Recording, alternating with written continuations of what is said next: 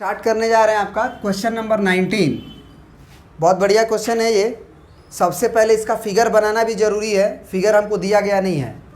इसमें बोल रहा है कि the line segment joining the mid points of joining the mid points M and N of parallel side A B and D C respectively of a trapezium A B C D.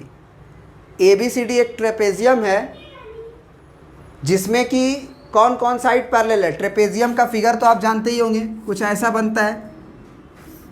दो side आपस में क्या होते हैं, parallel होते हैं।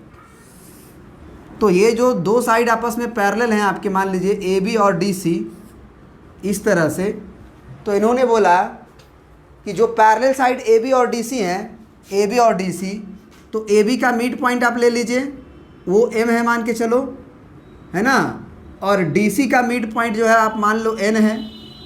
Mid point का मतलब ये लंबाई बराबर है, ये लंबाई बराबर है, ठीक है ना। तो ये आपका N हो गया। तो बोला गया कि जो लाइन सेगमेंट M और N को ज्वाइन किया जा रहा है मिड पॉइंट्स को, वो AB के ऊपर और DC के ऊपर परपेंडिकुलर भी है। फिगर आप ऐसे भी बना सकते हो ट्रेपेजियम का, ये ऐसे कर दो और ये ऐसे मिला दो, तो ये मिड पॉइंट यहाँ हो गया और इसका मिड पॉइंट यहाँ हो गया। बात समझ रहे हो। ये ए बी और डी सी ऐसे बना दिए, ये साइड और ये साइड पैरेलल है। इसका मिड पॉइंट एम हो गया, इसका मिड पॉइंट एन हो गया। लेकिन ये लो लाइन सेगमेंट ज्वाइन करने के बाद क्या ये परपेंडिकुलर दोनों पे है। ए बी के ऊपर भी परपेंडिकुलर चाहिए और डी सी के ऊपर भी परपेंडिकुलर चाहिए, जो लाइन सेगमेंट को ज्वाइन कर रहे हैं मिड पॉइंट्स को वो। तो ये वाला फिगर तो नहीं ना होगा। बात समझ रहे हो। फिर से क्वेश्चन को पढ़ो एक बार, फिर से एक बार क्वेश्चन को पढ़ो।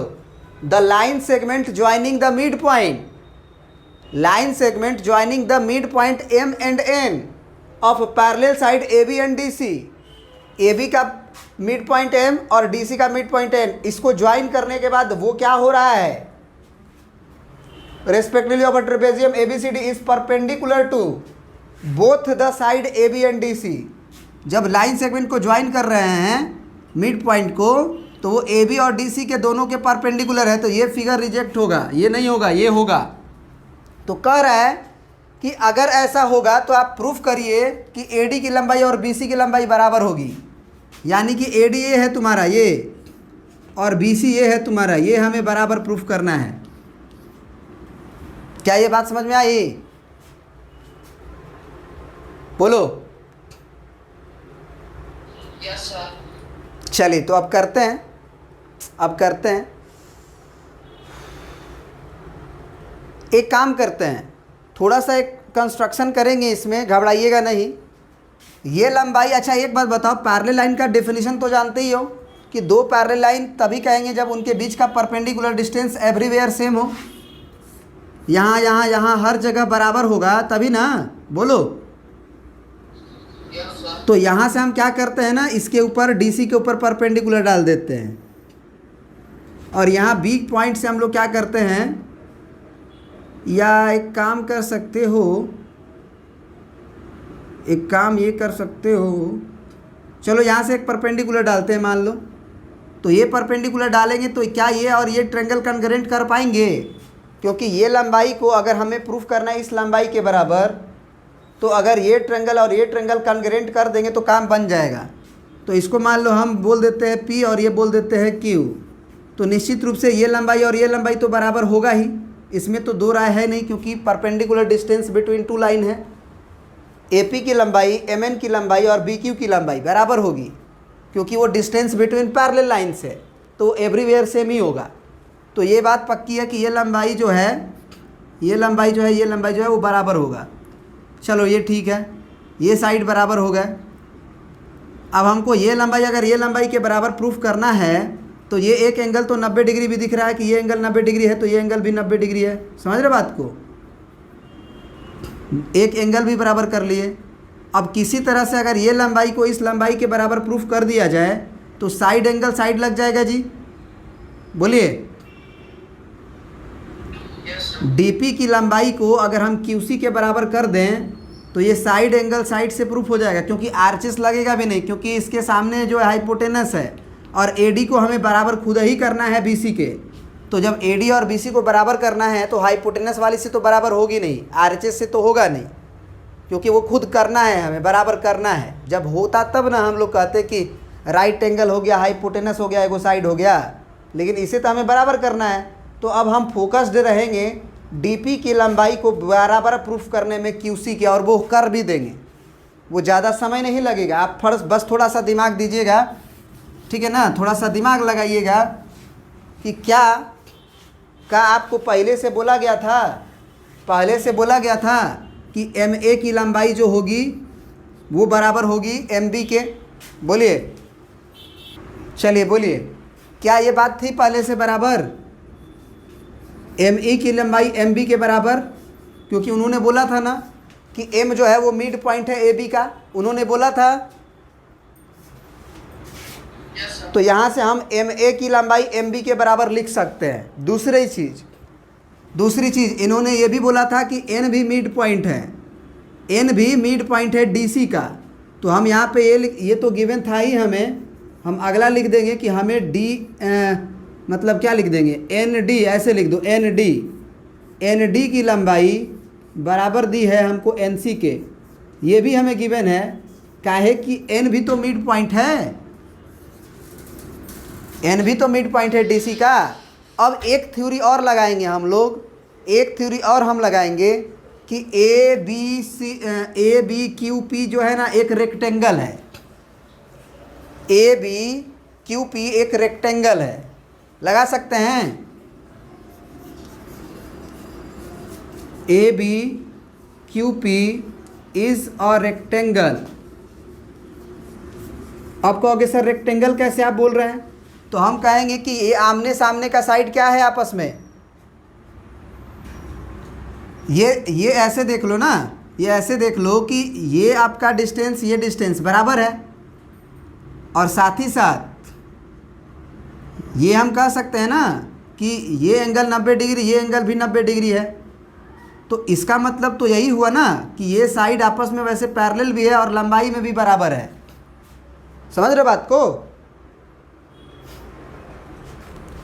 ये लंबाई आपस में बराबर है और साथ में ये परपेंडिकुलर डाला गया है, तो निश्चित रूप से ए बी की लंबाई जो होगा वो पी क्यू के बराबर होगी। हमारा ये कहने का मतलब है रेक्टेंगल तो होगा ही, क्योंकि ये एंगल 90 है, ये भी एंगल 90 है, यहाँ भी एंगल 90 है, यहाँ भी एंगल 90 है, साथ में ए बी और पी क्यू पैरेलल है।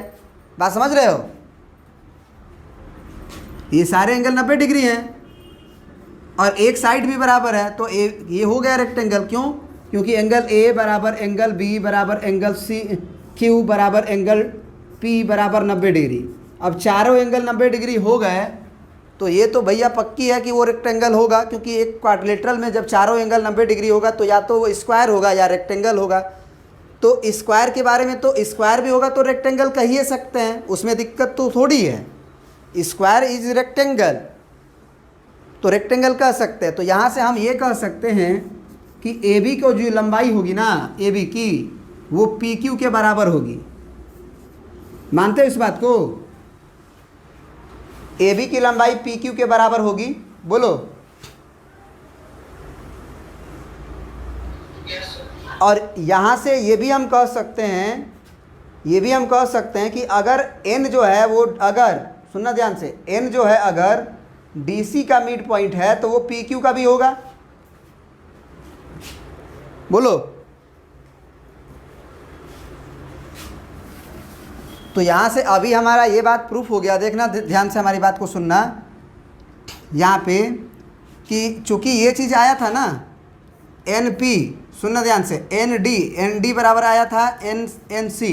हमको किसी तरह से इस पे आना है, इसकी लंबाई इसके बराबर करना है। तो हम ND की लंबाई NC के बराबर क्या कर रहे थे, ये तो हमें दिया ही गया था, ND बराबर NC। अब हम इसमें क्या किए,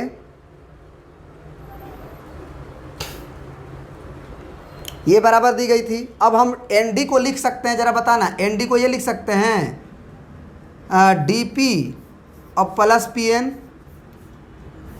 और NC को हम लिख सकते हैं NQ प्लस QC। बोलो। D P plus P N लिख दिया हम लोग डी एन डी को, एन सी को हम लोग लिख दिए N Q plus Q C. ये कर सकते हैं ना,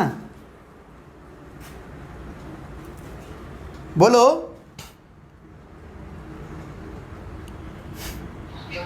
और यहाँ पे हम लोग क्या कह सकते हैं, यहाँ पे हम पी एन और एन क्यू को काट सकते हैं। आप कहोगे कि सर ये कैसे काट सकते हैं, तो उसका हम रीज़न देंगे आपको, और यही हमें बराबर प्रूफ करना था। डी पी बराबर क्यू सी, डी पी बराबर क्यू सी हमें प्रूफ करना था, ये हम प्रूफ कर दिए। लेकिन ये काटने से पहले हमको रीज़न देना होगा कि ये बराबर कैसे है। तो हम ये भी कह सकते हैं कि A M is equal to P N. समझ रहे बात को, A M is equal to P N and M B is equal to P N Q, क्योंकि ये भी एक रेक्टेंगल वाली कहानी है। तो रेक्टेंगल वाली कहानी है तो बराबर है। समझ रहे बात को ना, बोलो। तो यहाँ से डीपी बराबर, ये बात समझ में आ रही है कि नहीं आ रही है, बताओ। आ रही है? तो यहाँ से डीपी बराबर क्यूसी आ गया है। एपी बराबर हमारा पहले से क्या है, एपी बराबर बी क्यू है। ये हमारा क्या है, गिवन है कह सकते हैं, या फिर ये कह सकते हैं distance between parallel lines, distance between parallel lines.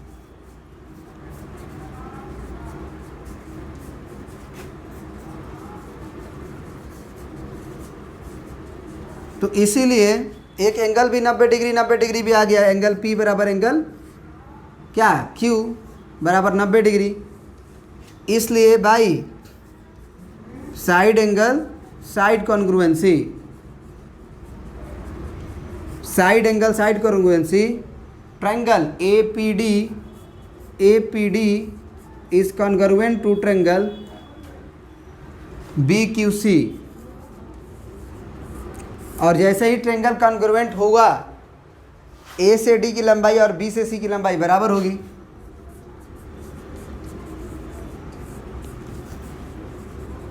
समझ में आ गई बात? प्रिंट कर लीजिए इसे।